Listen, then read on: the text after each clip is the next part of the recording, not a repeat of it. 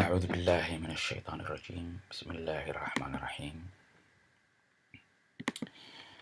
الحمد لله رب العالمين، والصلاة والسلام على خاتم الأنبياء والمرسلين سيدنا محمد وعلى آله وصحبه أجمعين. أما بعد، weli waxaan ku guda jirnaa maarata casharkeenii afraad. webkan wax ka baranayna waa madinaarabic.com. my youtube waa luga yare one. my facebook group waa tafsiirka qur-aanka. daas ayay la soo xiriiri kartaa ani question ani su-aal u baahan tahay maaragtay. casharkeena bilaabanana weli waxaan ku guda jirnaa lesson 4 number 1. number 1kii weli u badan yahay, marka inta homework ku qaata idin dhihi lahaa inaan idinla dul maro ay ila noqoto, because sida loo dhahaayo iyo maaragtay inay ka fiican tahay ina qof kula joogo maaragtay la dul maro intii kaligaa maaragtay ka caajisi waxaad aqoon luqadka ugu cusub maaragtay saas oo kale. Anyway, let's start it. click baa ku samaynaysaa ana waa aniga ay meesha ingiriiska ku lahaa ana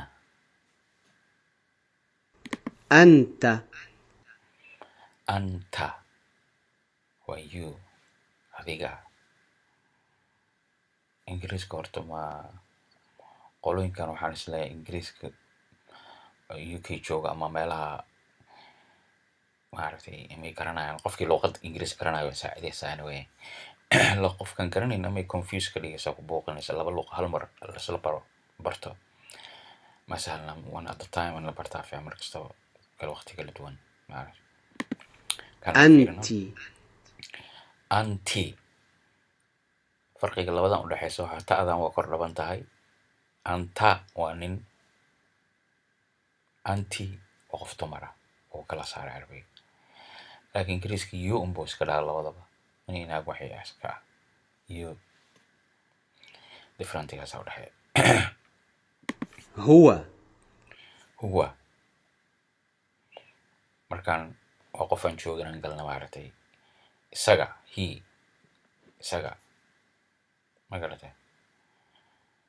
man huwa waa qofkaas oo kuma ma kala garanaysan in inaagi waxay yahaan. huwa him huwa isaga waa maaragtay huwa rajulu isaga nin ah saas oo kale. hiya dumara hiya iyada. marka ingiriiska uu kala saaray he and she uu kala saaray. Anyway, shantaas kelimada waan maanta kusoo goynay, shantaas macno inaad maskaxda ku qabatid, hadaad aragtid macnaheeda fahamtid, qoraalka practic aad ku samaysa qorqortid, ku celcelisid. dadaal weyn u baahan tahay maaragtay luqad dhan la baranayo is not easy. Anyway, I think garana ogtahay maaragtay intaas aan maanta kusoo gabagabeynaa, wax badan ma sheegaya maaragtay.